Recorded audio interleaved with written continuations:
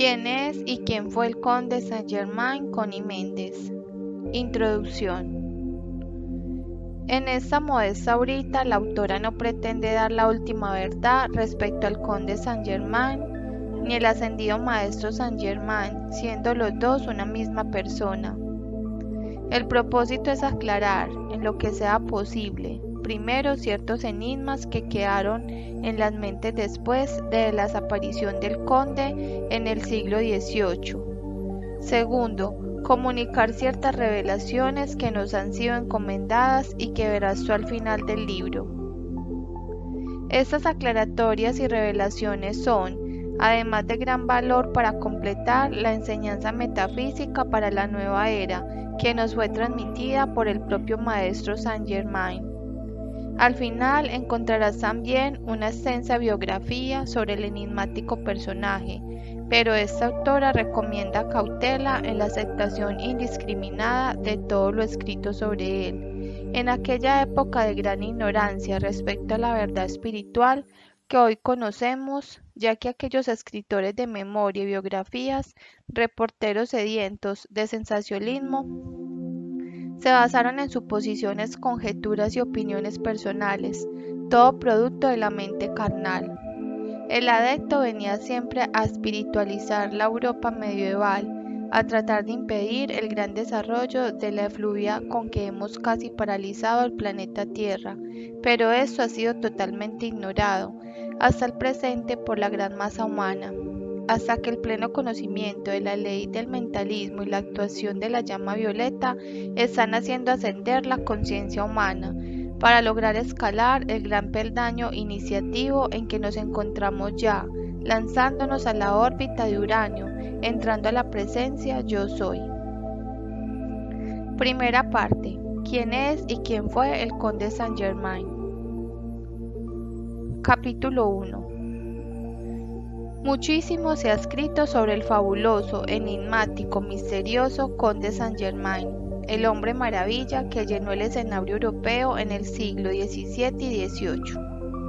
Los archivos oficiales, papeles de Estado y asuntos extranjeros de toda Europa contienen copiosas menciones del conde, y después de su desaparición surgieron numerosas novelas y memorias, las primeras inspiradas por el prodigioso personaje, entre las cuales se destacan como las más famosas Saroni, el Burger Lytton, el Conde de Montecristo, de Dumas padre y el Pimpinela Escarlata de la baronesa Orosi. El conde lo rodean dos corrientes, una de celos y envidia porque goza de la confianza y la admiración de reyes, sabios y estadistas más destacados de Europa, la otra corriente de profundo respeto y afecto en el cual participan las órdenes esotéricas, las sociedades secretas y las sectas ocultistas de todas partes.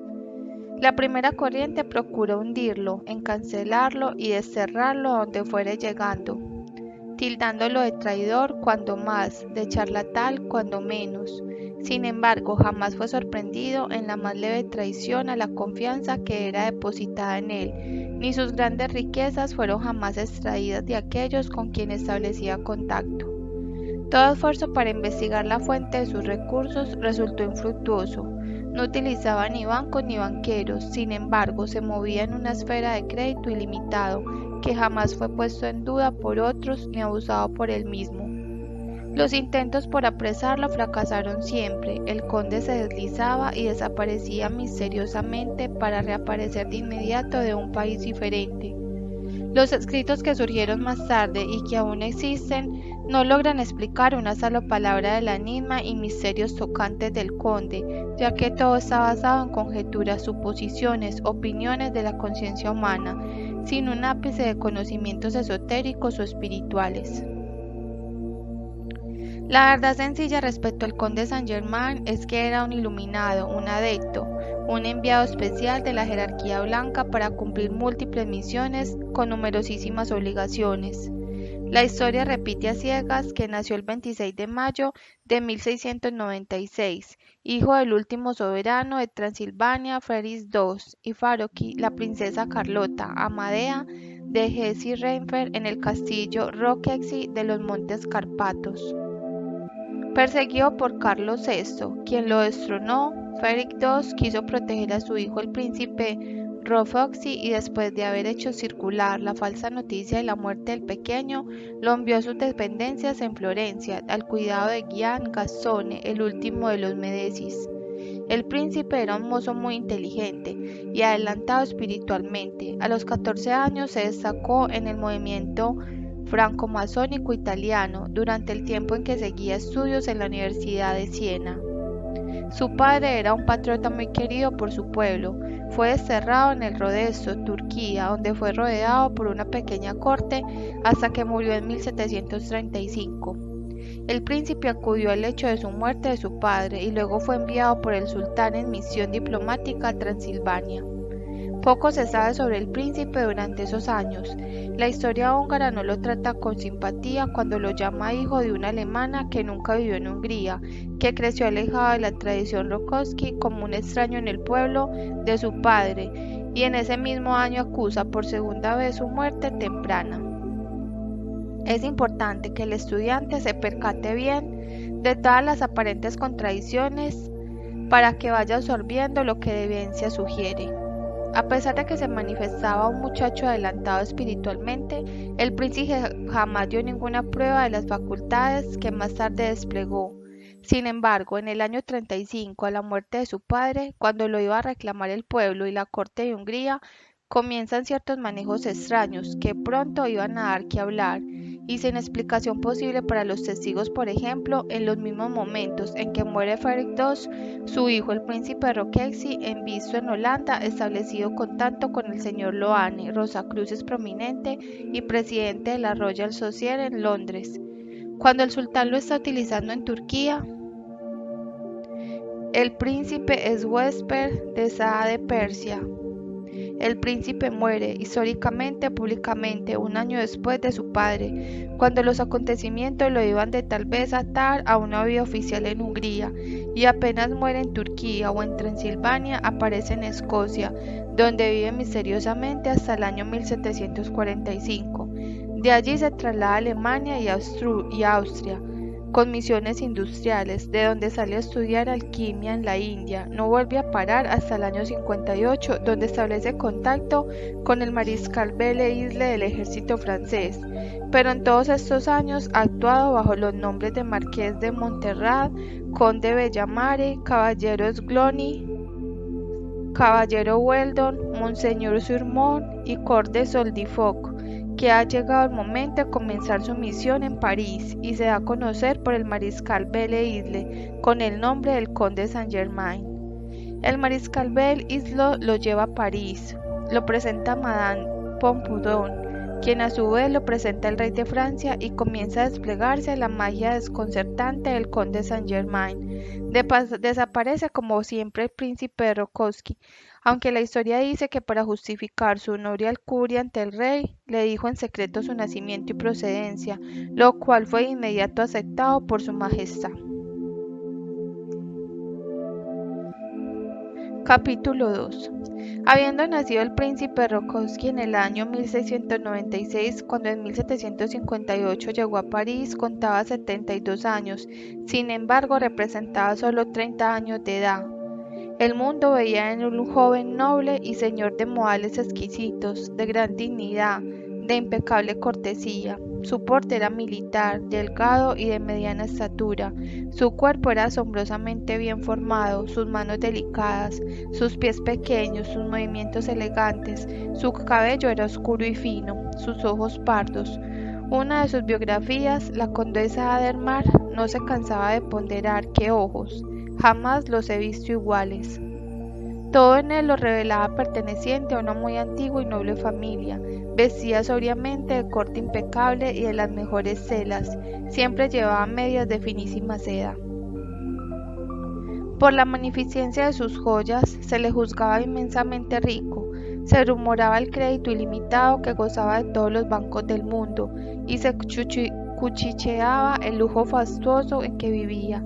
Se aseguraba de ostentar 2 valets de pie y 4 lacayos uniformados en color tabaco con galones de oro. Se comentaba su gran colección de casacas que cambiaba a menudo, y hacía eco sus botones, yuntas, relojes, sortijas, cadenas. Se citaba un ópalo monstruoso y un extraordinario zafiro blanco del tamaño de un huevo, lo mismo que la variedad de sus diamantes, el tamaño, color y perfección de cada uno. Sin embargo, cosa extraña, nadie podía jamás jactarse de haber recibido en la casa del conde. Frecuentaba las fiestas, pero jamás lo vio nadie comer ni beber. El conde Saint-Germain presentaba la invariable compostura, la conducta, el refinamiento y la cultura que caracterizan los nobles de rango y educación. Todo esto unido a una fascinante conversación, una versatilidad para cambiar de tono y de tema, que lo hacían siempre refrescante, inesperado e inagotable. Daba la impresión de haber viajado por el mundo entero y sobre todo de haber asistido personalmente a todos cuanto ha existido en nuestro planeta. El conde era sin duda un acabado diplomático, un genio artístico, un excelente músico y compositor, que ejecutaba el piano con maestría, que en el violín rivalizaba con Paganini, que cantaba con una lindísima voz de barítono, que pintaba y esculpía como todos muy grandes y que al parecer vivía eternamente, ya que por admisión propia su descubrimiento de un líquido especial lo había mantenido vivo durante 2000 años.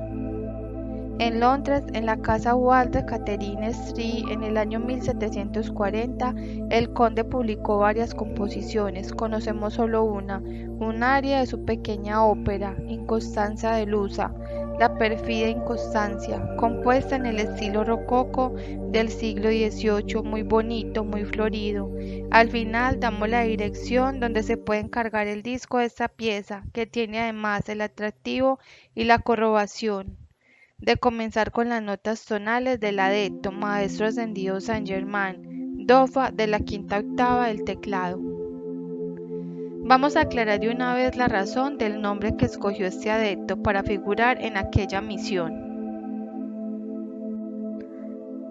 Por supuesto, no cabe duda alguna que para que un hombre inteligente pudiera introducirse en la corte más brillante de Europa, le era indispensable un bonito nombre y un título nobiliario, francés con preferencia y auténtico. Eso último tenía que ser a prueba de investigaciones. Corre el dato de que los dominios de Ferri Rocchis en Italia se llamaban de Saint-Germain.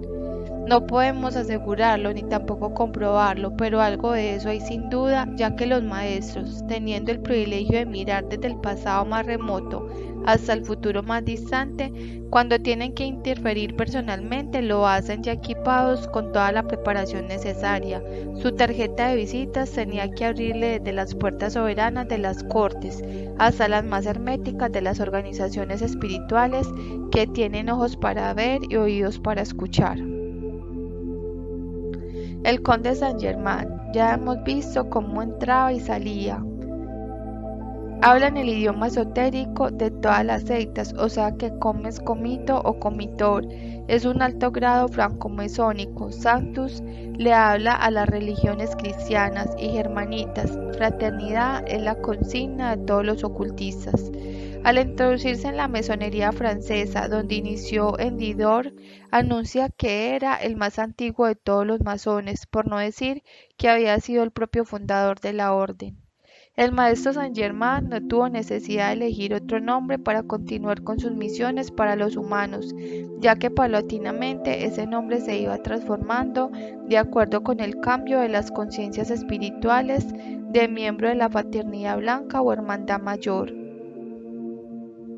No estamos suponiendo o inventando cuando dejamos sentado de que el príncipe Rákóczi y el conde Saint-Germain eran una misma persona. La comprobación la dieron los maestros cuando a través de la Sociedad Teosófica fundada por el maestro Moria y Kutumi vino la siguiente comunicación por boca del tibetano, adepto de la Hermandad Blanca, casi un siglo después de la muerte del conde Saint-Germain. El maestro que se ocupa especialmente del futuro desarrollo de Europa y despliegue mental de América es el maestro Rákóczi, el húngaro, y tiene su morada en los Montes Cárpatos, habiendo sido en un momento dado una figura muy conocida en la corte húngara. También se ocuparon mucho de él cuando él fue el conde Saint-Germain. En la logia de la Fraternidad Blanca se le llama usualmente el conde, y en América actúa como administrador general en los planes de los hermanos mayores. Puede decirse que actúa como encargado de llevar a la práctica en el plano físico los planes de Cristo. Para todo el que sepa leer estas líneas, esta comunicación habla claro, pero como estamos para aclarar enigmas, haremos notar el despliegue mental de América. Se refiere al principio de mentalismo, que aunque fue dado por Hermes Trismegisto, no se dio la importancia capital que encierra, hasta que Mary Baker Eddy, fundadora de Christian Science, comenzó a divulgarlo. Ella fue el anuncio de la era venidera, era de la mujer a fines del siglo XIX, exponente del principio mental que rige en esta era. La comunicación habla del maestro Rokowski en tiempos presentes y presente en el planeta, a pesar que históricamente había muerto, dice textualmente. El maestro que se ocupa es también, dice, un húngaro y tiene su morada en los Cárpatos, que habiendo sido en un momento dado figura muy conocida en la corte húngara, de hecho admite que al mismo tiempo fue el conde Saint-Germain y agrega, de quien se ocuparon muchos. La esencia de la comunicación afirma que el príncipe Rokowski se le llama en la Fraternidad Blanca el conde, fundiendo sin disimulos a las dos entidades. Luego admite que el conde es el instrumento de la hueste ascendida en el continente americano y finalmente deja entrever lo que para la fecha de la comunicación no se había divulgado ahí aún, que el maestro Saint-Germain iba a ser el avatar de esta era de Acuario, trayendo la práctica en el plano físico, o sea, manifestándose el Cristo de la era, como se manifestó en la era inmediata anterior el Maestro Jesús. Los adeptos no tienen necesidad alguna de reencarnar para poder circular en la tierra y entre los hombres, si es que tienen que entrar en nuestra atmósfera por un tiempo corto. Hacen denso el cuerpo etérico y por consiguiente visible a nuestros ojos físicos, o si es que tienen que cumplir con una misión de larga duración, digamos de unos meses o unos años, ocupan un cuerpo prestado, lo cual requiere el gasto de mucho menos energía que el sistema anterior. Es totalmente impráctico renacer de un vientre de mujer, volviendo con la conciencia envuelta y sin memoria, además de tener que esperar tantos años para alcanzar la edad adulta y poder cumplir una misión de altura. La transfiguración, o sea, la ocupación de un cuerpo prestado, es el trasplante de un espíritu o ego en el cuerpo de un iniciado que está dispuesto a ceder su cuerpo, en vida o en el momento de morir. Este cuerpo ha de ser absolutamente sano y el ego que lo habita tiene que ser adelantado, ya que las altas vibraciones del espíritu que lo ocupan son muy fuertes. El trasplante se hace gradualmente.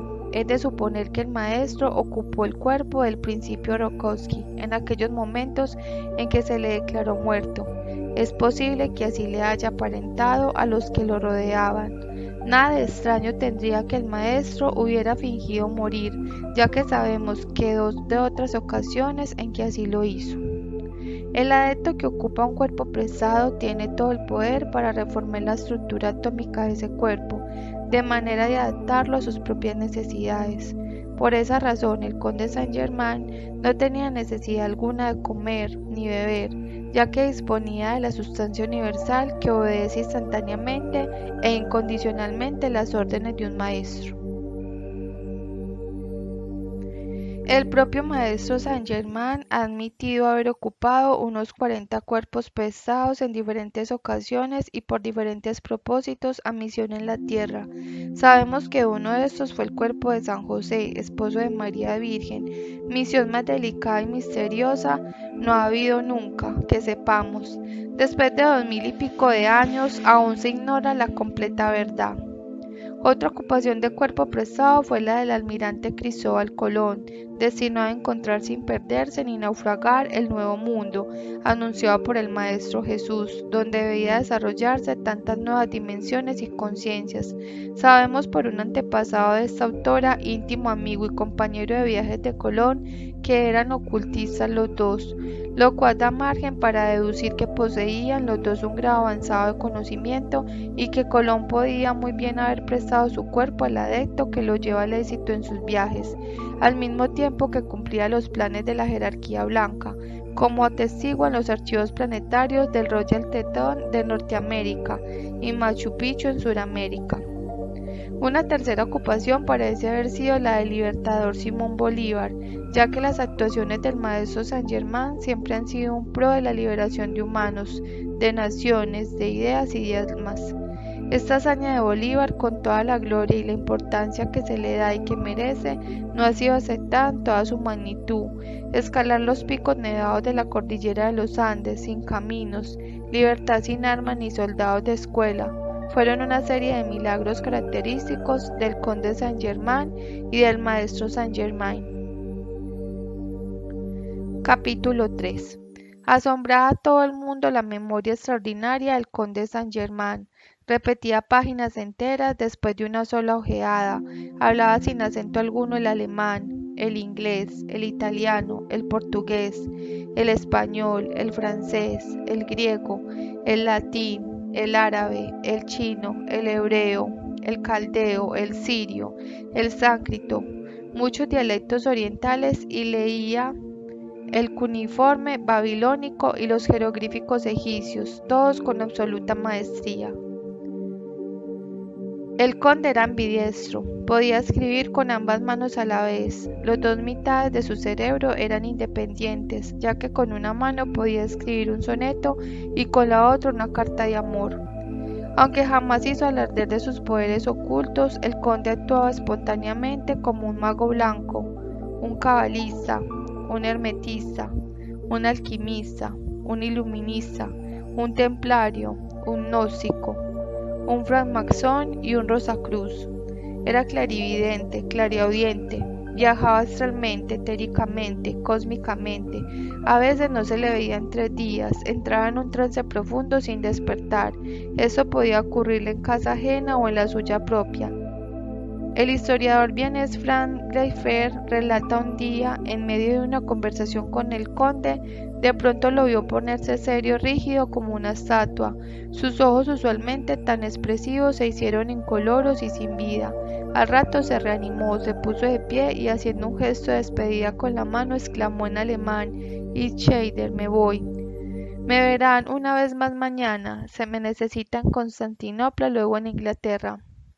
Por ahora tengo que ir a preparar 2 inventos que verán en el próximo siglo, un barco y un tren. Tenía el hábito desconcertante de entrar en la cámara del rey sin recurrir a las puertas, simplemente aparecía y desaparecía sin disimular su facultad. En las reuniones amenizaba relatando detalles de sus conexiones con Cleopatra, con Jesucristo, con la reina de Sabá, con Santa Isabel, con las cortes de los Valois, con Santa Ana, con la antigua Roma, con Rusia, Turquía, Austria, China, Japón, la India. Tan pronto imitaba a Francisco I como revelaba altos secretos de Luis XIV, y de todos hablaba con mayor aplomo del que él desplegaría el propio encargado de los negocios de cada personaje. En una ocasión en el que relataba un episodio muy remoto, se detuvo con un pequeño aire de confusión y dijo a un valet de pie: «Fui así el asunto, ¿no, Roger?». Y Roger respondió: «El señor conde olvida que yo solo tengo 400 años con él. Eso ha debido ocurrir en tiempos de mi predecesor». Por lo cual preguntamos aquí, ¿en dónde coloca Roger con respecto a la teoría del nacimiento en el castillo de Rákóczi? Por supuesto que todos estos prodigios son catalogados por la humanidad corriente en términos de magia blanca o negra, según sea buena o mala, pero como todo tiene una explicación perfectamente natural y de los seres humanos heredamos el mismo derecho legado por el Padre Divino Creador nuestro, será bueno que se aclare el misterio de cada uno de los anteriores enigmas. Cuando el ser humano alcanza su última encarnación en la Tierra, se dice que es candidato para la ascensión. La ascensión ocurre porque la persona se ha desprendido de todas las ataduras con el planeta Tierra y con sus familiares, y al lograr limpiarse de toda la energía negativa, llenando sus células de luz, llega el momento en que la magna presencia Yo Soy lo atrae hacia ella y lo extrae de la Tierra. Se ha vencido la gravedad de la Tierra. En ese momento el individuo tiene la oportunidad de escoger la gloria o continuar ayudando a sus hermanos humanos. Es el momento en que el subconsciente vacía su contenido y el ego recuerda todas sus encarnaciones pasadas sin sufrir molestia alguna. Además, recupera todas sus habilidades adquiridas y todos los idiomas que habló y todo a lo largo de su corriente de vida. Puede disponer de sus tesoros en el cielo, o sea, todo lo que contiene su cuerpo causal. Pero si el ego prefiere ascender a gloria, debe entrar todo lo acumulado para bien de la humanidad. La memoria extraordinaria no es pues sino la facultad natural de mirar hacia atrás y de leer como en un libro o ver como en una película lo venga en gana en el pasado, sin velo de la malla. El ser ambidiestro no es otra cosa que el haber sido zurdo en otra vida, es una habilidad adquirida y por lo tanto el individuo puede escribir con ambas manos. La facultad de aparecer y desaparecer sin recurrir en las puertas es condición de los cuerpos astrales y etéricos.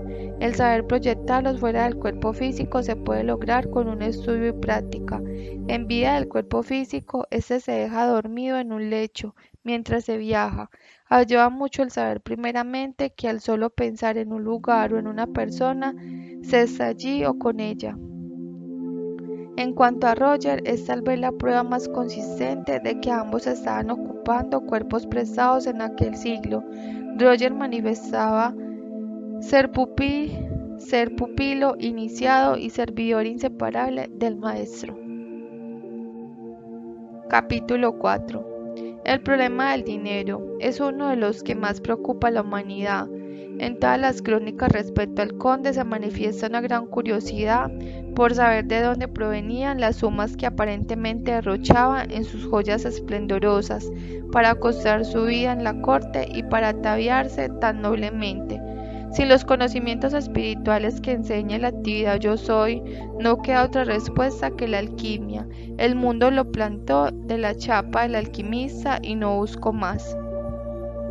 La ley de correspondencia dice que como es arriba es abajo y viceversa. La alquimia sí existe en todos los planos, solo que como vamos descubriéndolo en todo, las cosas se hacen más sencillas, más livianas, más rápidas y a medida se asciende en el plano espiritual. Y por lo contrario se hacen más pesadas, más retardadas, cada vez más laboriosas a medida que se desciende en el plano material. La transformación de los metales en oro es idéntica a la transmutación de la energía en el plano mente espiritual. Se trata simplemente de reconvertir las formas e imágenes mentales negativas, destructivas, en el oro puro de las virtudes que nos pertenecen en el plano Yo Soy. Cicerón dijo que la filosofía es el conocimiento de las cosas divinas y humanas y de sus causas y principios. Aplíquese esta dualidad a la idea de la piedra filosofal que transmuta los metales en oro y se verá muy claro que no se trata sino de un estado de cosas totalmente abstracto y nada físico. La piedra sabemos en metafísica que es la fe, filosofía es la sabiduría pura, exacta, el filo de la navaja. La alquimia es pues primero espiritual y muy al final material, pero no se puede aprender de abajo para arriba. El que sabe transmutar la energía por medio de la llama violeta primero y luego por medio de las demás llamas ha encontrado la piedra filosofal. Irá transmutando la acumulación de energía que le impide manifestar el oro de la abundancia en su vida. Generalmente los alquimistas eran seres muy sabios, muy versados en las ciencias más ocultas. Los signos cabalísticos que empleaban eran fórmulas y ecuaciones muy profundas. Sus jerigonzas eran tapadijos para que los neófitos no se pusieran a experimentar con sus sustancias peligrosas, ya que los curiosos leen y le dan una interpretación totalmente errada. a lo que leen, sobre todo lo espiritual, porque solo hacen caso a la letra muerta. Es verdad que ante los propios ojos del Jacques Casanova de Senegal, el conde tomó una moneda de 12 centavos, las puso a cierta llama hasta que se volvió roja, y cuando se hubo enfriado se la entregó al Casanova. Tan grande fue el asombro de éste al constatar que era oro puro, que expresó la duda de que Saint-Germain hubiera tal vez cambiado una moneda por otra. El conde simplemente le contestó: «El que duda de mis conocimientos no merece hablar conmigo», y le mostró la puerta. Para un ser de la talla del conde Saint-Germain existen todas las posibilidades. Un iniciado, un adepto, un maestro de esa magnitud no encuentra dificultad alguna para transformar un centavo en pieza de oro, cuando solo tiene que alargar la mano y extraer del aire el oro que le sea menester. Esa verdad no la puede ni cree ni comprende sino aquel que se haya percatado del principio del mentalismo hasta el punto de hacer conciencia de él, por haber sido totalmente ignorado hasta el siglo pasado. Es que el mundo se llenó de alquimistas que buscaban oro por el camino fácil, ignorando la verdad. Ya estamos en el peldaño en que muchos van a realizar el hecho de que si se visualizan en plena llama dorada, bajando de la presencia y sintiendo gratitud por ello, no tardarán en precipitar toda la sustancia que les sea necesaria. Ese es un paso en la alquimia espiritual y no puede fallar. Hay que aclarar un punto vital, sin el cual actúa la alquimia espiritual, la presencia yo soy, no puede hacer descender su sustancia dorada al ego inferior, a menos de que el canal se encuentre limpio. Limpio significa no entorpecido por amargura. Esta amargura la forman las críticas, la chismografía, la mala voluntad, el rencor, el recuerdo constante de los males pasados, las emociones violentas. La forma más práctica de lograr un ánimo ecuánime en todo momento es el de esforzarse para no dejarse afectar por ninguna circunstancia lastimosa o que impaciente. Cuida tu alegría y tu buen humor, ya que toda pérdida de paciencia, toda consideración con el error te será cobrado con creces, no solamente porque afecta a tu receptiva del bien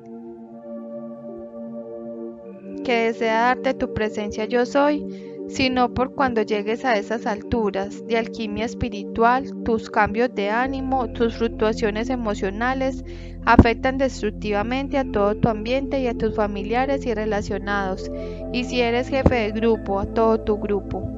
Para evitar este peligro es mejor no asistir donde estén ocurriendo cosas tristes, negativas y dramáticas. Ya la persona que se halla en esta octava ni es menester que visite enfermos o que haga paces colocando las manos o que contacte directamente ninguna especie de problema. Su tratamiento universal de yo soy llega a todas las latitudes. Su tratamiento tiene que ser a distancia, porque muchas veces el practicante encontrará que sus vibraciones son demasiado fuertes para el enfermo. Capítulo 5.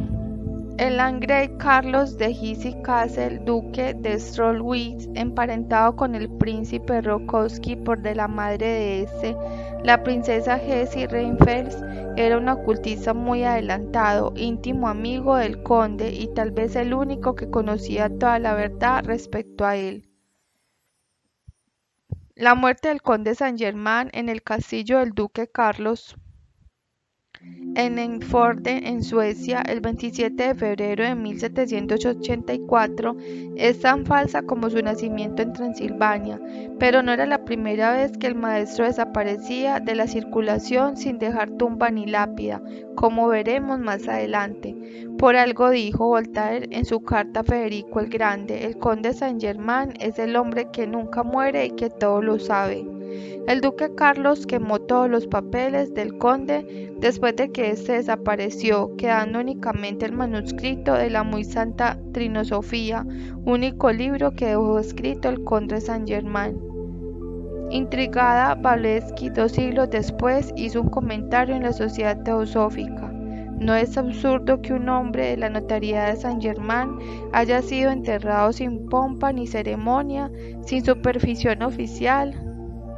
Sin el registro policial que siempre interviene en los funerales de los hombres de rango, ¿dónde están estos datos? No existe ni un papel que los contenga.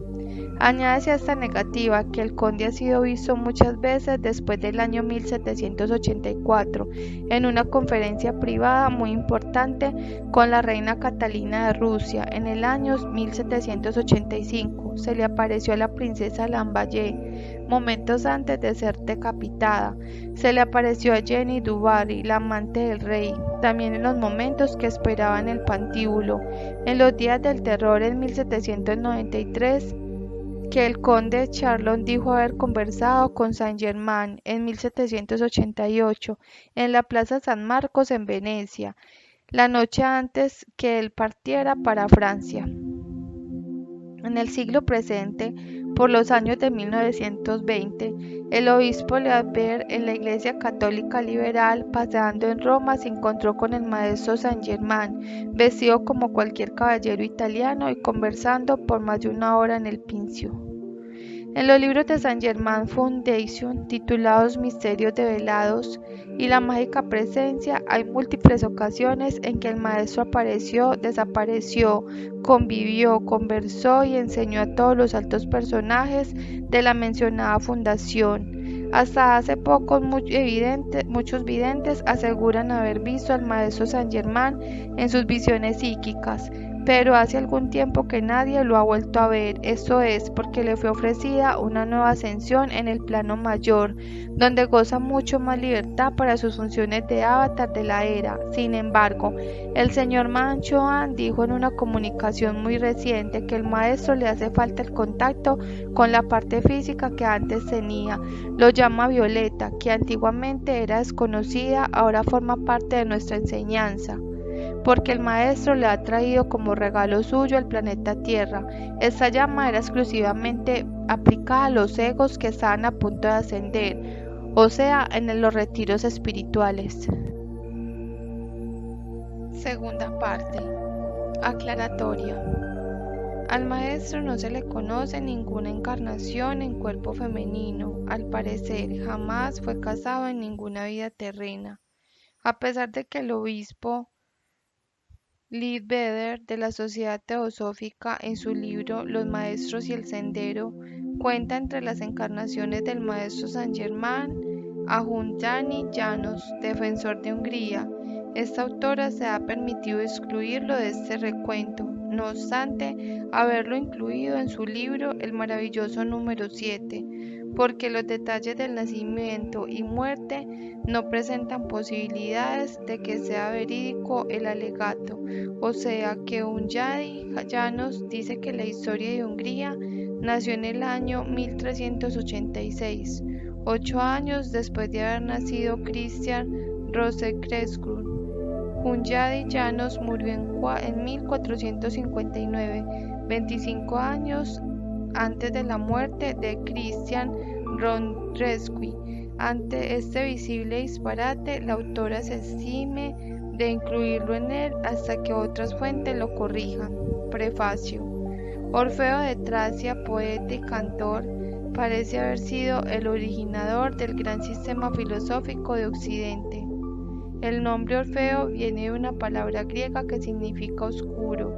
Aún no se sabe si el Orfeo fue un oriental de piel morena que instituyó la enseñanza órfica, o si el orfismo se le llamaba así por ser un culto que practicaba orgías y ritos a un dios oscuro. Tampoco se sabe si esa oscuridad se refería a que los ritos se efectúan en puertas cerradas, o porque el dios tal vez sería negro. Lo cierto es que la ideología órfica sirve de base a los más nobles sistemas de teología, en los cuales se destacaron Pitágoras y Platón. En Grecia, el orfismo era abierto, ya que consistía en una religión y un culto a la historia divina de una multiplicidad de dioses, la cual con el tiempo llegó a ser denominada mitología griega.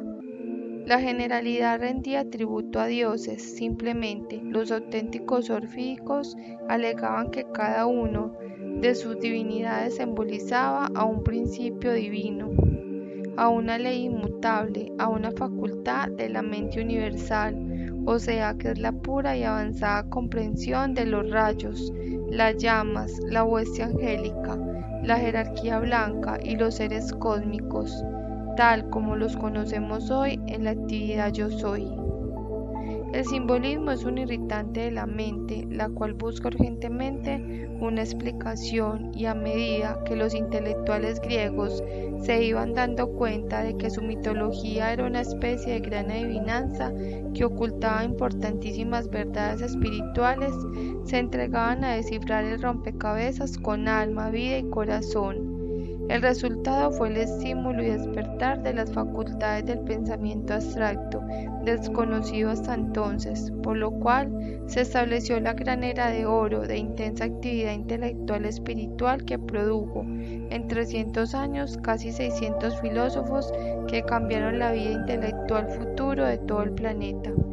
En Egipto crecía paralelamente la enseñanza esotérica con su astrología y su magia astral, denominada geometría, reservada exclusivamente a sus hierofantes y discípulos.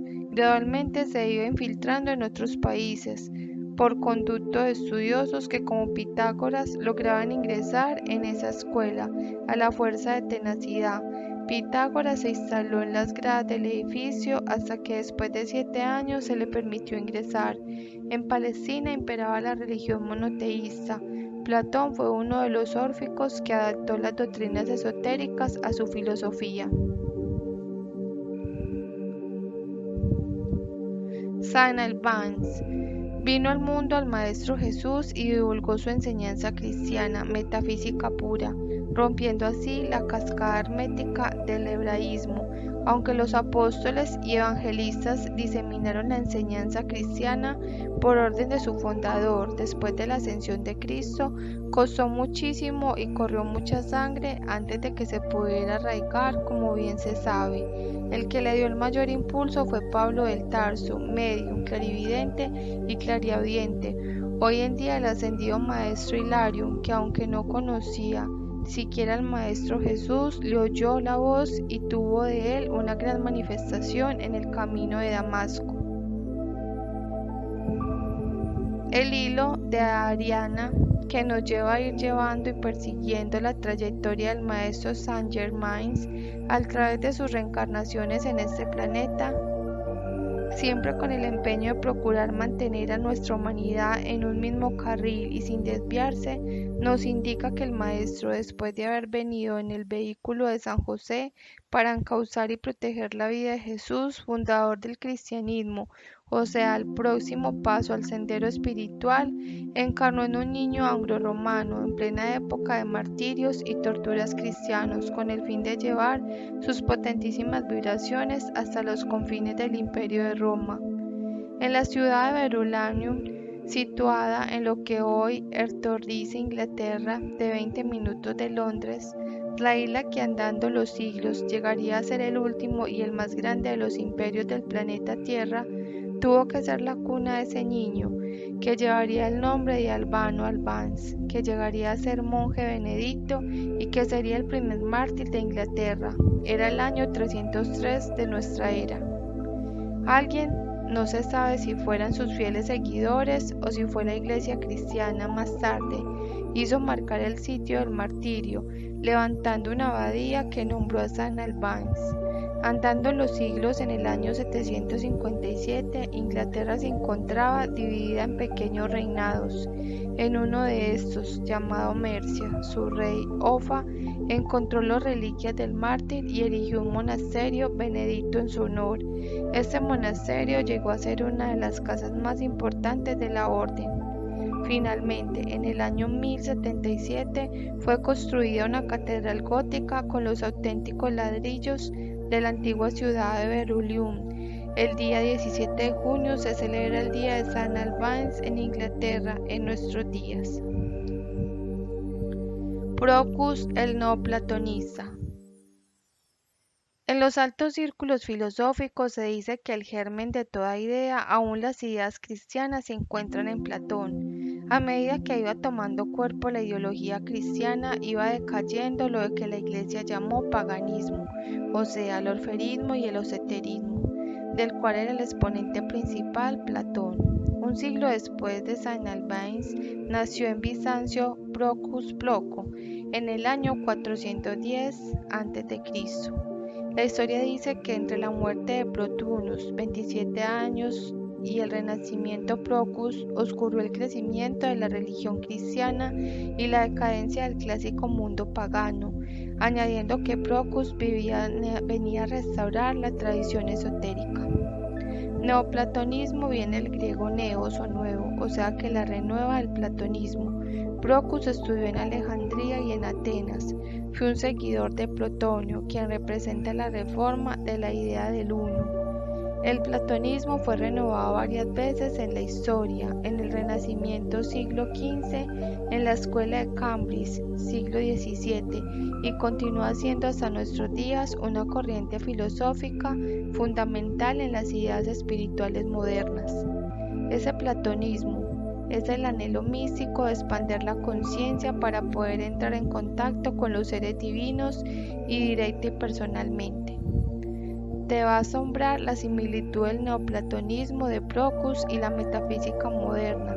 Verás claramente que el maestro renacía en los lugares estratégicos para enderezar el camino cada vez que se torcía, o para señalar nuevas rutas a aquellos que la anduviesen buscando. El neoplatonismo decía: la unidad es una realidad, la diversidad es una ilusión, buscar la unidad detrás de la aparente diversidad. El neoplatonismo estudia principios universales, por lo tanto, acepta a todos los dioses integrados en un Dios uno, a todos los hombres como una humanidad. La gran verdad del neoplatonista es que todavía es una, y con esta convicción en el corazón y los más nobles pensamientos se hace una contribución positiva a la hermandad universal. El neoplatonismo enseña la comprensión, pero no la aceptación de lo inferior, ya que la comprensión trae la apreciación sin límite. El neoplatonismo aconseja la moderación en todo lo que se posee, para poder gozar plenamente de lo que se posee, ya que tener demasiado empobrece el gozo. El neoplatonismo enseña que pertenecer a una secta trae dogmas, y los dogmas son limitaciones en las ideas. El sectarismo es una fuerza limitadora.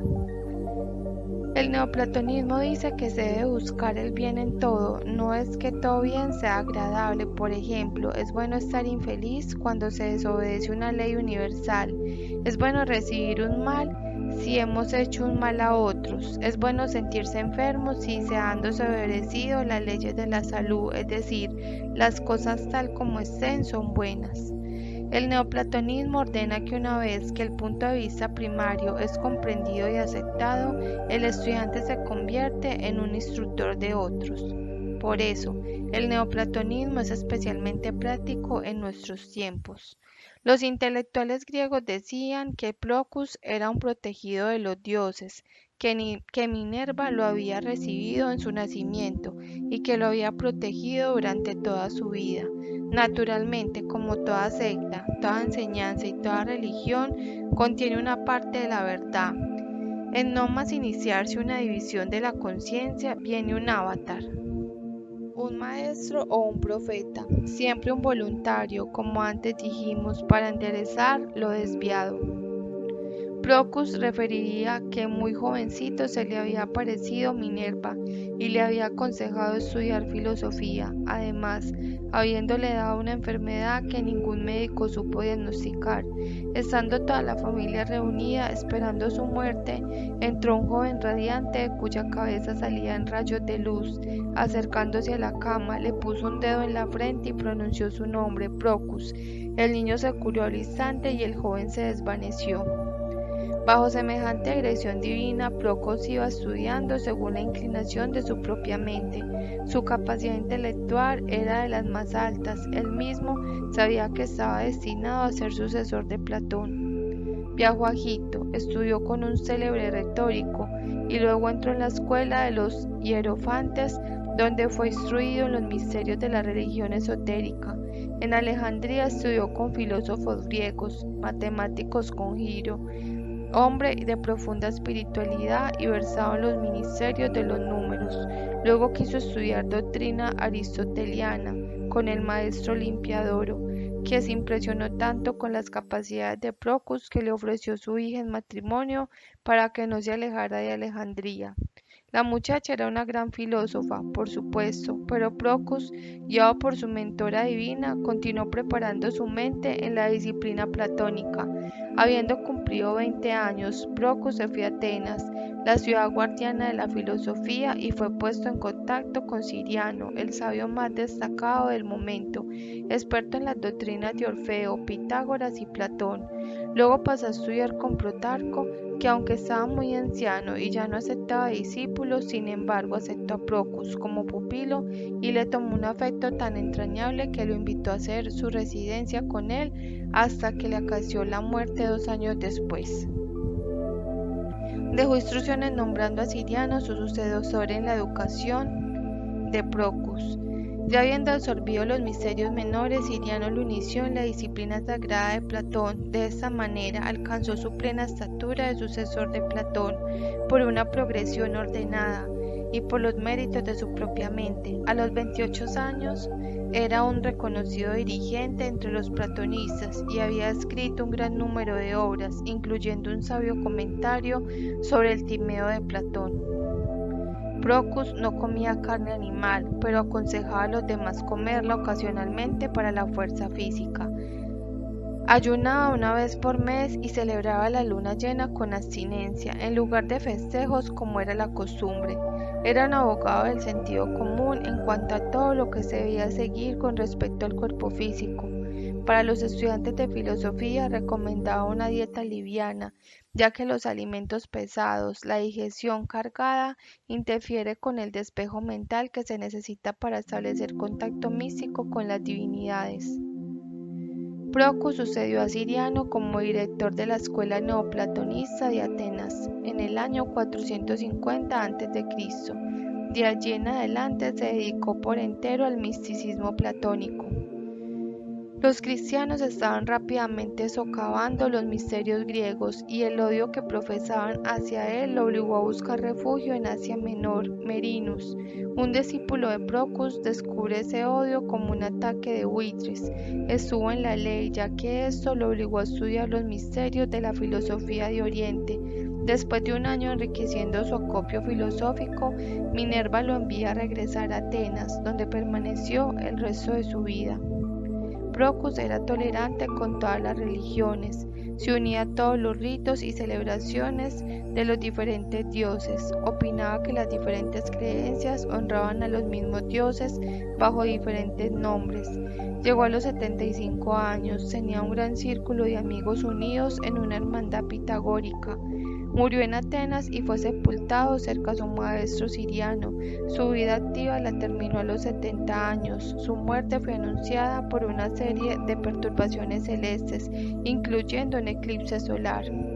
El epitafio de su lápida fue escrito por él mismo. Quiso un entierro sencillo sin las acostumbradas lloronas.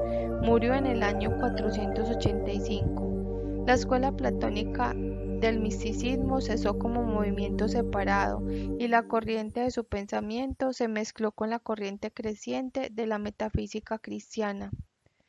Yo, Proclus, habiendo pagado la deuda a la naturaleza, en el polvo de la Licia he de quedar. El gran Ciriano formó mi juventud y me dejó de sucesor en la verdad. Una tumba en común tienen nuestros cuerpos, y en los planicies etéricas un común lugar nuestro, 2 almas. Roberto el monje. Nos ocurre algo extraordinario y es que no sabemos cuál de los 2 Robertos escoge para decidir cuál fue el maestro Saint Germain. Vamos a relatar lo que se sabe de ambos y tú decidirás cuál parece más el indicado. El primero de los 2, Robertus de Torigni, monje, nació en el año 1110. Fue prior de Bec primero, luego abad del Mont Saint-Michel. Escribió crónicas históricas que cubrían un periodo desde el año del Señor 385 hasta el año en que murió, 1186. La historia refiere que sus escritos fueron de gran valor para la historia anglonormana. al tiempo que también lo fueron por tratar de asuntos continentales. Es pertinente que ese ego pudiera recordar los sucesos de sus dos vidas anteriores, una ocurrida en el año 303 que coincide con la historia que él fechó en 385, la segunda en el próximo siglo, o sea muy cercana a la anterior, y luego el dato de que era valiosa para la historia anglo-normana. Albano residió en el suroeste de la isla en que, siendo posesión romana, fue invadida por los normandos. El segundo, Robert d'Auxerre, monje, nació en 1156, murió en 1211. El abad del monasterio de Saint-Marien, donde ingresó, le exigió que escribiera una historia universal que abarcara el periodo entre la creación del mundo y el año 1211, año en que esto ocurría. Roberto de Azzurri se volvió una autoridad de la historia entre los años 1181 y 1211, año en que murió. Después de su muerte, otros escritores continuaron la labor, pero la historia de Roberto de Azzurri fue constantemente utilizada por todos los demás historiadores. El manuscrito original se conserva siempre en Azzurri. El hilo de Ariana nos dice que es el típico del maestro Saint-Germain: comenzar algo y convertirse en autoridad de ello. Si ese fue nuestro amado maestro, algo muy grande debe haber en este gran fragmento, que hizo encarnar a un ser y vivir solo 55 años, justo el tiempo para efectuarlo. Roger Bacon, el monje médico. Conocido por el Dr. Mirabilis, nació en Somerset, Inglaterra, en el año 1294. Grandes cosas venían a hacer al espíritu del maestro, volvían a nacer para actuar en órdenes religiosas, nos dice el hilo de Ariana. Cuando tenía la Inquisición 70 años actuando y había que poner un contrapeso, nació en Inglaterra, donde entró la Inquisición con toda la intención de defender a capa y espada el desarrollo esotérico que él, en la persona de Proclus, había restablecido en la tradición religiosa. La Inquisición quería a toda costa aniquilar y desaparecer, desacreditando y quemando vivo a todo el que manifestara poseer, ni más ni menos que los dones del Espíritu Santo, tildando de brujerías todo lo que no fuese dogma y fanatismo. Naturalmente, era un muchacho notable por su gran precocidad. Escogía su cuna en el hogar de un rico granjero que le pudiera permitir dedicarse a todo lo que se le antojara estudiar, y nació con una gran avidez por los estudios. El granjero se creyó lograr un hijo varón que llevara el arado y se encontró que era imposible obligar a su hijo a ninguna otra cosa que no fueran los libros. Lo llevó donde el cura del pueblo, quien lo aceptó gustoso, pero pronto se formó tal conflicto entre el padre, el hijo y el cura, que Roger se fugó de su casa y fue a refugiarse en un monasterio franciscano, donde pudo entregarse a sus estudios. Con el tiempo, los frailes franciscanos lo enviaron a Oxford a completar su educación y más tarde a París. Entre tantas otras cosas estaba la ley, que Roger se interesaba en las ciencias ocultas y pronto adquirió grandes conocimientos en magia blanca, como le dicen hoy.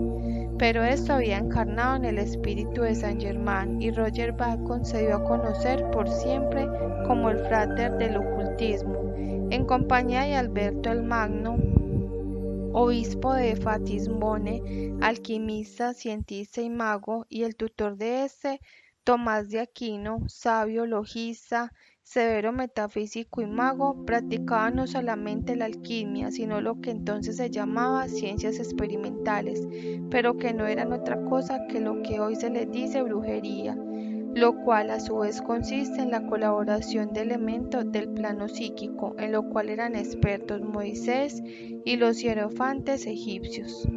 Además de eso, Roger Bacon se destacaba en química, matemática, astronomía, metafísica, biología, con especialización en la multiplicación de las especies, en ingeniería, construcción y ciencias mecánicas, por las cuales anunció la posibilidad futura de barcos sin remos, de coches sin caballos, de máquinas para volar, que luego fueron un hecho. En medicina mereció el título de Doctor Mirabilis por su obra De Mirabilis Potestas Artis et Natura.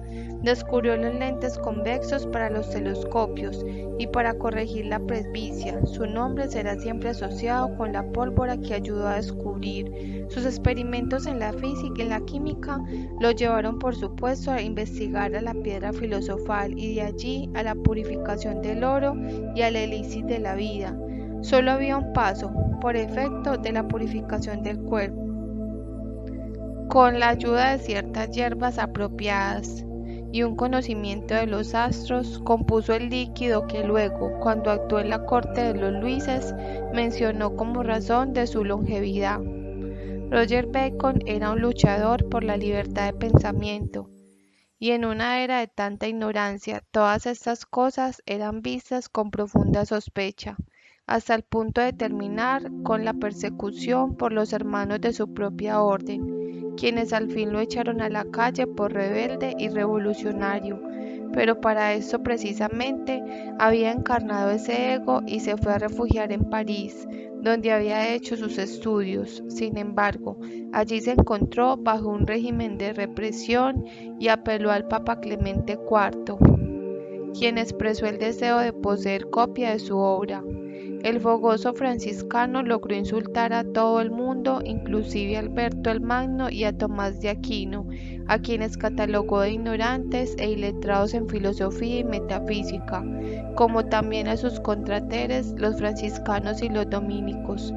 No en vano es nuestro patrón y el abate de nuestra era. Después de tanta conexión con órdenes y países de lengua latina, no se escribía en otro idioma que en latín, y a pesar de grandes problemas económicos logró terminar sus obras, Opus Majus, Opus Minus y Opus Tertunium. Estos encontraron favor con Clemente IV y le fue permitido regresar a Oxford para continuar sus estudios científicos. Allí escribió un compendio de filosofía en el cual manifestaba el error entre las relaciones de la filosofía y la teología. Esto desagradó tanto a las autoridades eclesiásticas que lo encarcelaron y le quemaron todos sus libros. Con relación a su tiempo, el nivel intelectual de Roger Bacon era de suma altura. Él fue el primero en propugnar con la observación y la experimentación eran indispensables para alcanzar conocimientos científicos en las ciencias naturales, o lo que es lo mismo, que no se puede estudiar los fenómenos psíquicos, le hacen magia, brujería, espiritismo, etc., sin experimentarlos. En una ocasión estaba el rey visitando a un noble señor de Oxfordshire, y conociendo la fama del monje Bacon, el rey expresó el deseo de conocerlo. El señor del castillo envió un mensajero a buscarlo a Oxford. Roger asintió y le dijo al mensajero: «Salga usted adelante y anúncieme, aunque mejor le predigo que yo llegaré antes que usted donde el rey». El mensajero se rió y le hizo la apuesta que él llegaría pronto, ya que no era sino apenas unas 5 millas. Sin embargo, salió de inmediato y el monje poco después. Roger llegó donde el rey, quien le dio la bienvenida y le pidió que le diera a él y a su corte una manifestación de sus habilidades. Roger aceptó cortésmente y le contestó al rey: «Le daré gusto a varios de vuestros sentidos, majestad», diciendo lo cual sacó una varita llamada de virtud, hizo unos movimientos en el aire. De pronto se oyó una bella música que venía del éter. Haciendo otros gestos, hizo aparecer un grupo de bailarines, quienes formaron un precioso ballet al son de la música.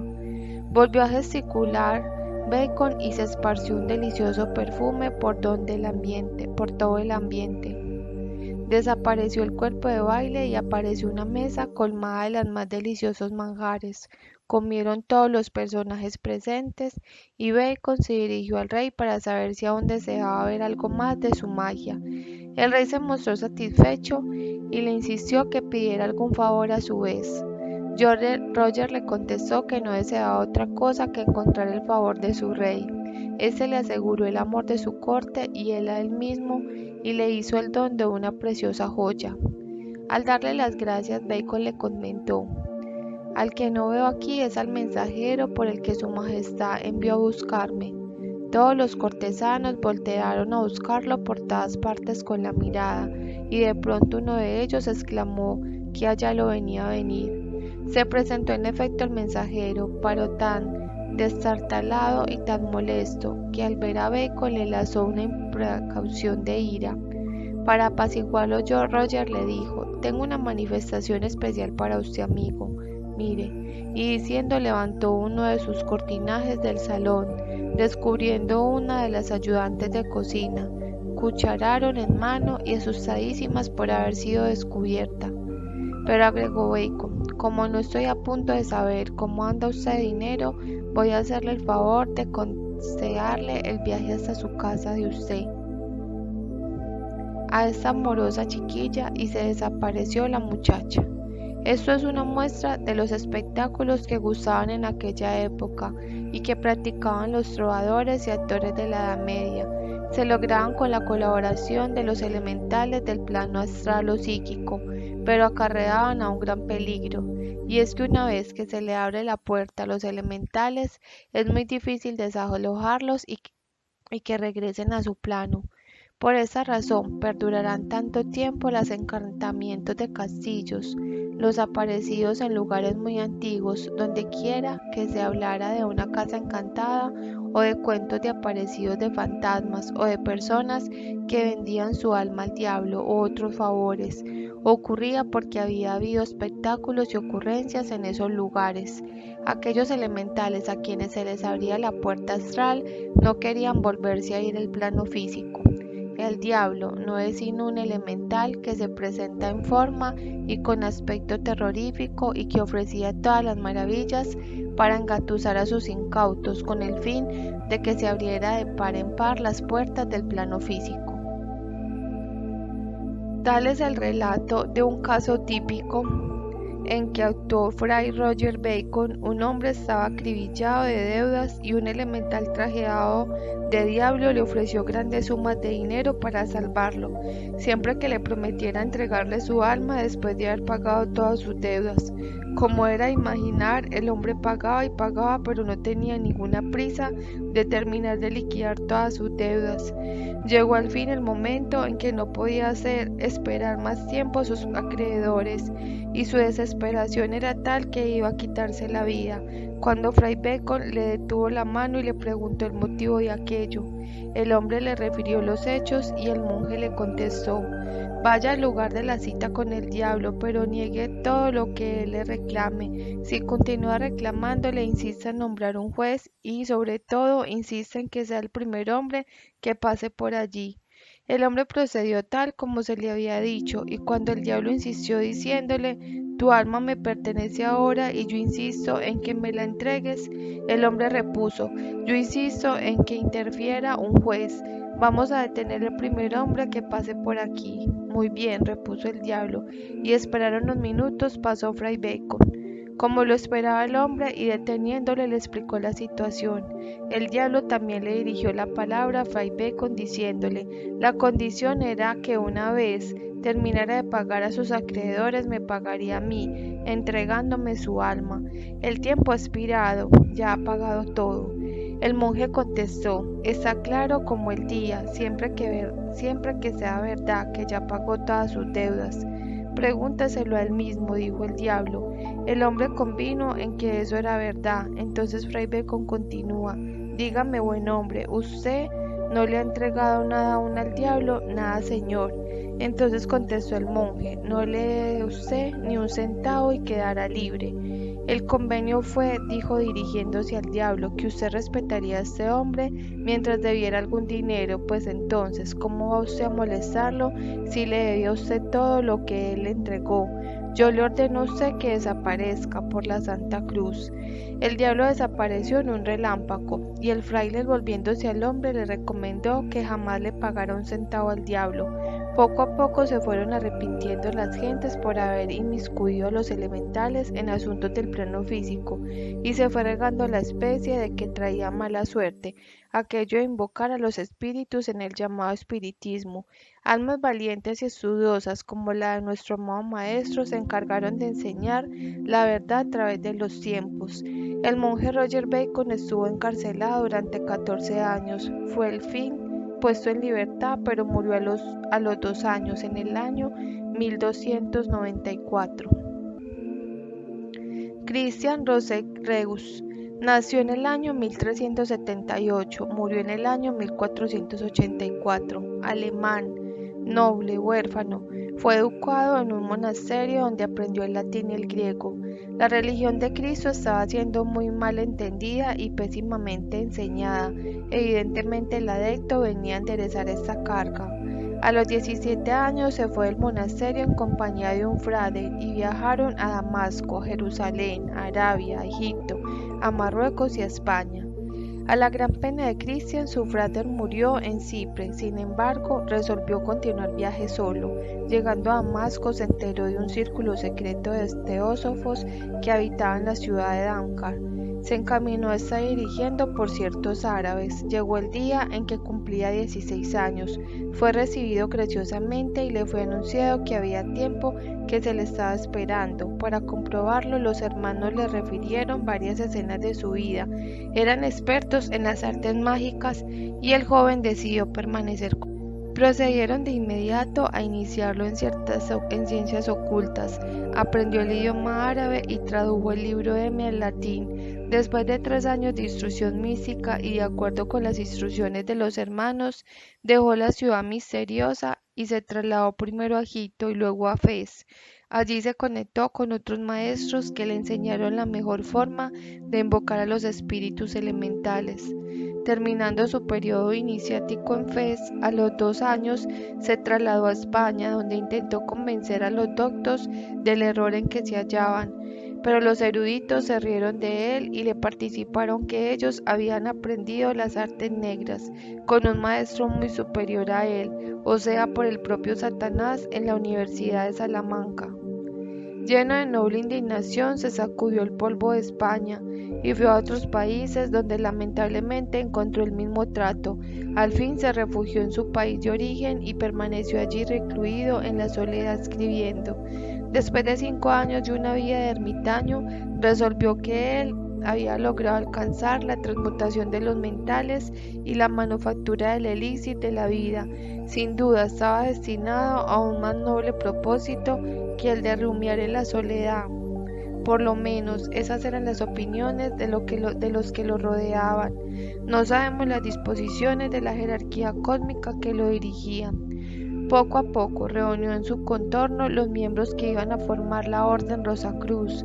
Cuando el número llegó a 4 hermanos, inventaron un lenguaje mágico y un diccionario colmado de sabiduría oculta y titulado Todo lo que el hombre puede desear, pedir y esperar. Tradujo al latín la sabiduría de Salomón, de Moisés, de Enoc y fundó la primera de las sociedades de la Rosacruz, que fue llamada la Casa de Santos Espíritus. Cuando ya eran 8 hermanos, decidió separarlos para que recorrieran mundo fundando capítulos de la orden en 8 diferentes países. Convinieron en que la orden debería permanecer secreta durante 100 años. A su tiempo murió y fue sepultado en una de las casas secretas de la orden. Los miembros originales desaparecieron y no fue hasta la 3ª generación de sucesores que durante unas reparaciones apareció la tumba en una cripta oculta. Estaba escrita con caracteres mágicos y según la historia de la orden iluminada con el sol de los magos. El cuerpo se encontraba en perfecto estado de conservación, como ocurre con todo iluminado, cuyas células limpias se llenan de luz y por lo tanto no pueden corromperse. En el sarcófago había documentos de gran valor para la orden y que esclarecían las confusiones que estaban molestando a los diferentes capítulos, los cuales alegaban que el tal Christian Rosacruz era seguramente un impostor o un símbolo, ya que cada capítulo se consideraba la casa original. Uno de los documentos disponía de la divulgación de los propósitos de la orden por medio de una circular, invitando a la iniciación a toda persona preparada y sincera. En el año 1614, los filósofos y los alquimistas del pueblo de Kassel en Alemania fueron sorprendidos por la publicación de un panfleto circular que llevaba el título de la Fama Fraternalitatis, opinión fraternal de la meritoria Orden de la Rosa Cruz, dirigida a los eruditos en general y a las cabezas del gobierno de Europa. Era un mensaje de algunos adeptos anónimos profundamente perturbados por la condición de la humanidad y que ansiaban su regeneración y su perfeccionamiento. Proponían que todos los hombres sinceros se unieran para establecer una síntesis científica para encontrar el sistema perfecto para el desarrollo de las artes ocultas. Abogaba por la terminación de todas las discordias y el conflicto entre los intelectuales de la época, y también la disolución de la autoridad con sus teorías anticuadas. Hacía hincapié sobre el hecho de que así como la religión había sido formada y aseada, igual destino le correspondía ahora a la ciencia. Proponía que todo esto fuera dirigido por la Hermandad de los Iluminados, hijos de la luz, quienes habían sido iniciados en los misterios de Oriente por un alto miembro de la jerarquía de adeptos, y estaban capacitados para llevar la era a su perfección. Esta circular tuvo 7 ediciones en 3 años. Christian Rosenruss trabajaba con los alquimistas Jacobo N., Goe y Wagner, todos movidos por el mismo espíritu que repudiaba la religión ortodoxa, que huyen de los dogmas y la esclavitud, y vienen a implantar la libertad a los hijos de Dios en alguna forma nueva. Los hermanos de la Orden Rosacruz admitían que el espíritu fue fundado y estuvo en continuas existencias físicas, tomando un cuerpo nuevo cada vez que sus vehículos habían perdido su utilidad o para cambiar el campo de sus actividades, lo cual concuerda con la comunicación del maestro Saint-Germain respecto a su ocupación de más de 40 cuerpos prestados. Francis Bacon, 1561. La historia lo declara hijo del señor Nicholas Bacon y la de Anne Coke, pero las murmuraciones de la corte anunciaron que había nacido hijo de Isabel I de Inglaterra y del favorito de los favoritos, señor Robert Dudley, conde de Leicester. Francis Bacon nació en el año 1561 y hay que recordar primeramente que el año anterior, o sea, en 1560, la reina y Dudley hicieron varios intentos de unirse en matrimonio secretamente. Todos los intentos fracasaban porque la reina dejaba de acudir a las citas clandestinas. En la última de estas, había ella prometido solemnemente que acudiría. Dudley se cansó de esperar y ya cayendo la noche despidió al juez y se disponía a retirarse cuando llegó la reina. Se había apresurado únicamente para decirle a Dudley que la disculpara, pero que inconvenientes insuperables de la corte le habían impedido cumplir su palabra y lo habían estropeado todo. La reina entró al coche brindando los cortinajes y juntos desaparecieron en la noche. Al día siguiente, como si tal cosa, la reina recibía en su despacho los asuntos de su reino, pero a los pocos meses surgió la estrategia, moda de talle puntiagudo y rígido como una tabla que bajaba del pecho, entre los voluminosos polizón de cada lado y sobre la cadera, todo atrevidamente diseñado como para disimular un embarazoso embarazo. La reina había al fin y al cabo desistido de toda idea de matrimonio. Isabel abolotaba demasiado su derecho de reinar a su antojo y sin interferencias, y su continua apoderante, la reina virgen, para poder continuar esta farsa, en la hipótesis de que el niño Francis fuera de ella, había que entregarlo en adopción a algún cortesano. Más adelante veremos cómo todo iba comprobando la verdad que siempre está a la vista del que tenga ojos para ver. Francis Bacon nació pues en el año 1561, como quien dice, por estos mismos días resultó ser lo que tenía que ser. Un muchacho excepcionalmente inteligente, entró a la Universidad de Trinity a los 12 años de edad y a Cambridge 3 años después. No había cumplido los 16 años cuando ya se le había tomado aversión a la filosofía de Aristóteles. La encontraba estéril y desprovista de todo lo que pudiera beneficiar prácticamente la vida del hombre. Al terminar en la universidad Los señores Bacon los vieron a París, bajo la tutela del embajador inglés que estudiara política y diplomacia. Allí se interesó en las ciencias experimental, emitiendo un concepto radicalmente nuevo sobre el objetivo del saber humano y expresando que en la antigüedad el único fin era el de descubrir nuevos argumentos verbales. En cuanto a la ciencia moderna, buscaba vencer y dominar la naturaleza, arrancándole sus secretos, no por medio de eternas palabrerías, sino por la experimentación. La unión de la teoría y la práctica, el conocimiento y la técnica, como verás, era el mismo objetivo que lo impulsaban a través de todas sus vidas. Comenzaba ya a escribir su magna obra, Instaurationem Magno Dignatis Centuriem, destinado a volverle al hombre su autoridad sobre la materia. El hilo de Ariana nos sigue señalando el temperamento del adepto en su costumbre de producir todos sus escritos en latín y en su empeño de llevar a la humanidad a dominar y a libertarse de toda atadura y represión. La muerte del señor Nicholas Bacon lo obligó a regresar a Londres, donde encontró que el testamento de su padre le adjudicaba la parte flaca del hijo segundón y le forzaba a ganarse la vida. Se entregó al estudio jurídico. Francis Bacon pasó 25 años de su vida a la sombra de Lord Burghley, tío de él por parte de su madre, el cual le estudiaba y lo humillaba sistémicamente y constantemente, y en forma tan marcada que le daba a pensar que le había sido entregada la tutela del joven para que lo mantuviera no solamente vigilado, sino dominado y reprimido. Todos los intentos de Francis por lograr su situación apropiada en la corte fueron infructuosos. Se dirigía a que la reina Isabel no tenía otro empeño que el de mantener alejado y olvidado aquel bastardo de un pasado desafortunado, al fin tal vez forzado por las habladurías cortesanas y las suposiciones desfavorables para la reina y su agente Burghley. Este lo tuvo un asiento en el Parlamento, pero toda idea de que pudiera aprovecharlo como instrumento dócil fue disipada. Lo primero que hizo el joven fue colocarse en la oposición contra una petición real que surgió. Esto por supuesto produjo la desaprobación de la reina y del tío Burghley y no hubo más favores. Sin embargo, resultaba casi imposible reprimirlo, ya que los múltiples talentos de Francis, sus trabajos científicos y literarios, aun en los momentos de mayor lucha contraria, engrandecían su reputación.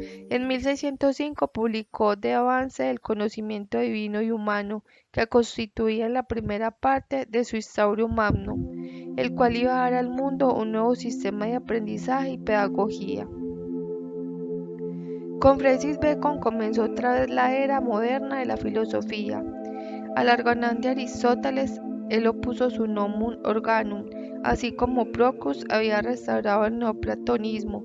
Francis Bacon hizo renacer por cuarta vez en la historia del intelecto humano el platonismo y el neoplatonismo, libertando los intelectos de su tiempo de las discordancias de las teologías aristotelianas.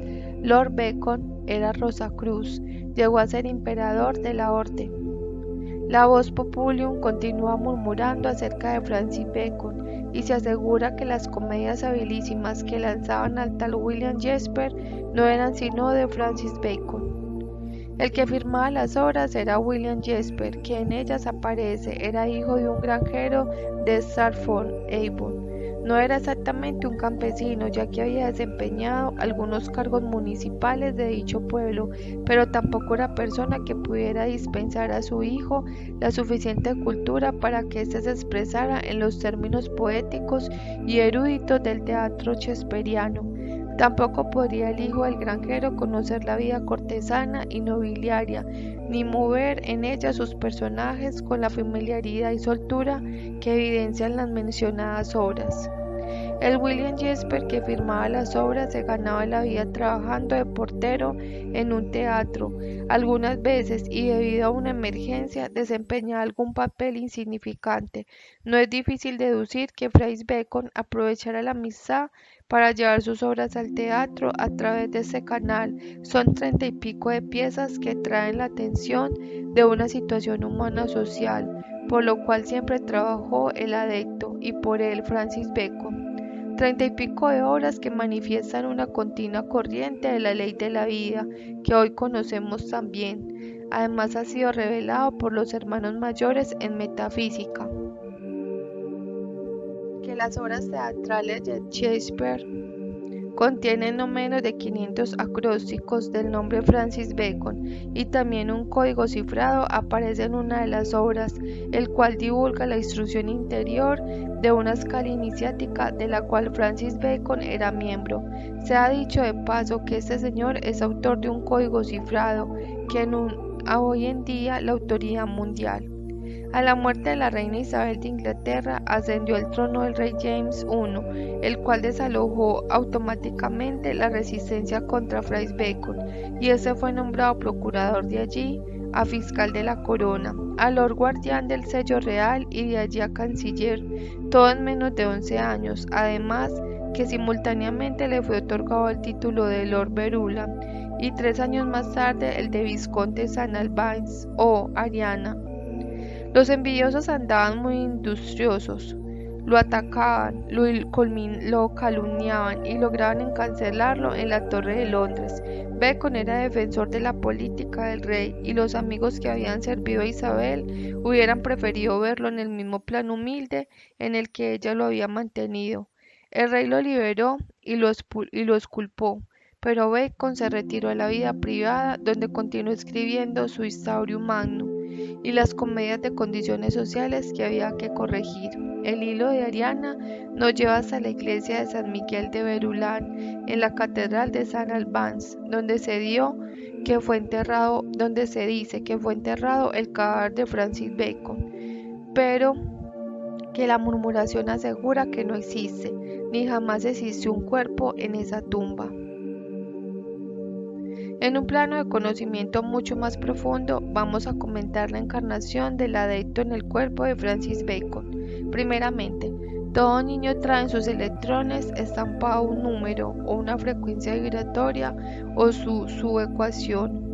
Esta rata vibración se repite en los sonidos que componen su nombre y su apellido. Para nada cuenta la coincidencia en el nombre que la madre desee ponerle al niño. Es su vibración la que se graba en la mente de la madre y la obliga a escoger el nombre que le corresponde a ese niño.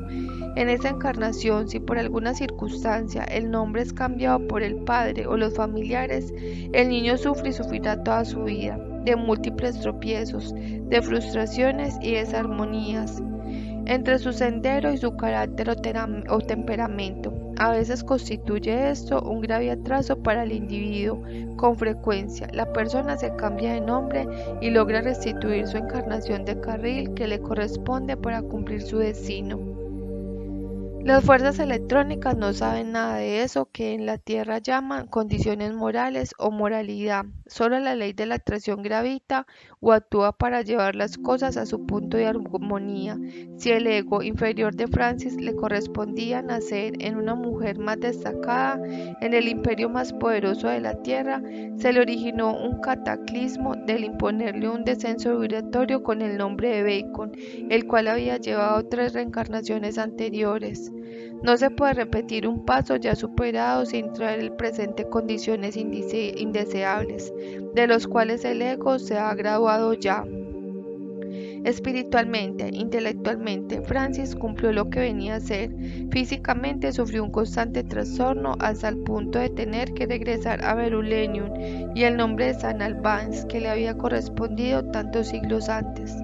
Ha podido ser el rey de Inglaterra, el primer rey metafísico, y haber cambiado el giro de toda la tierra de allí en adelante, lo cual es posible que fuera la intención del adepto, quien tuvo luego que volver casi sin tregua. Estos trastornos ocurren más a menudo de lo que creemos posible. Muchas veces la máxima aquella, el hombre propone y Dios dispone, se convirtió en Dios propone y el hombre dispone, haciendo de las suyas, metiendo la pata. En sus espantosos cegueras y con infinita paciencia, los maestros y los abates enderezan y ajustan las cargas torcidas más allá de la ley si fuera posible. ¿Quién es el maestro Saint Germain? Como ya hemos dicho, el maestro ha tenido otro ascenso últimamente, después de haberle entregado a la tierra el inmenso recurso de la llama violeta transmutadora. don supremo que liberta del karma, del purgatorio, de los castigos que los hombres se proporcionan ellos mismos, de toda energía mal calificada y de toda creación humana. Por ley del círculo, el maestro recibe su merecimiento, el cual ha sido en este caso el título del Dios Libertad. El que fue maestro Saint Germain dijo en una comunicación anterior: mi nombre se desintegró con mi pasado, y hoy ha dicho: yo soy el sol de la libertad, y es mi gran privilegio expandir la causa de la libertad en el plano tierra. El Dios Libertad no fue un terrícola, es originario del planeta Urano. Los uranianos son andróginos, no se dividen en las llamas gemelas ni en complementos para evolucionar separadamente. La relación de la diosa Portia con respecto al dios Libertad es una de las poderosas existencias en las grandes ceremonias cósmicas. El iluminado escrito esotérico David Andreas, en su libro Adeptos de los 5 elementos, da la explicación de eso que suele llamarse el caos moral de estos tiempos, o sea, la situación que prevalece en la juventud, consumo de drogas, homosexualidad. Brevemente, la influencia urania lleva a cada humano a buscar intensamente su polo opuesto en su propio ser interior. Momentáneamente, o sea, mientras se limpia la humanidad de la acumulación de energía destructiva que la cierne, impidiéndole ver la verdad. Mientras ella busque su todo exteriormente, ella interpretará esas influencias uranianas que ella siente pero que no comprende, en términos de que el polo opuesto radica en otro ser, con preferencia en un ser de un mismo sexo, en lugar de encontrarlo dentro de sí, andando la era y, como ya se ha dicho, ir al quedando limpio de la efluvia negatividad. La humanidad irá viendo el claro de la verdad del ser. En cuanto al problema de las drogas, como el planeta Urano es uno de los gran adelantados, la Tierra siente su atmósfera luminosa ya que vamos girando rápidamente hacia su órbita. Sus vibraciones estimulan la imaginación y sobre todo el deseo de trasladarse aún más allá de ensueño y maravillas. Las drogas producen la ilusión de ese viaje. La juventud, siempre precipitada y reflexiva, cree que ese es el camino corto hacia la verdad y se lanza atolondradamente sin darse cuenta que la droga forma una necesidad imperiosa en el sistema, cada vez más imperiosa, que lleva a la ruina y a las tinieblas, anulando la fuerza de la voluntad. Para proceder a la iniciación de la Tierra en un nuevo plano en la órbita de Urano y la vecindad de Venus, había que consumir y disolver la efluvia de la energía mal usada y que cubre la Tierra como un palio. Los dirigentes planetarios dieron la orden de permitir el uso de la llama violeta libertadora en la persona del director del rayo séptimo, el ascendido Maestro Saint Germain. La salvación de la juventud y de una gran mayoría de seres humanos mayores depende de que sea consumida y disuelta la efluvia que hemos mencionado, pues el olvido de lo que somos en realidad primeramente y luego la continua ignorancia de nuestra verdad espiritual se debe a ese velo que nos impide la evidencia de las glorias que son nuestras por derecho. Deberíamos estar viviendo en la eterna juventud y belleza, la eterna felicidad, sin problemas ni males de ninguna clase, siempre progresando en el reino del Padre, y estamos estacionados porque no vemos otra cosa que lo que nos rodea en el plano físico. Es en vano que los dirigentes planetarios, los maestros ascendidos, los huestes cósmicas y angélicas estén preparadas para derramar todos los fluidos, toda la luz que nos sea necesaria para ascender nuestro planeta. Si nosotros no abrimos la puerta para que entren, el permiso tiene que venir de nuestra octava. Si no viene, ni Dios mismo puede intervenir porque no puede romper su propia ley del libre albedrío.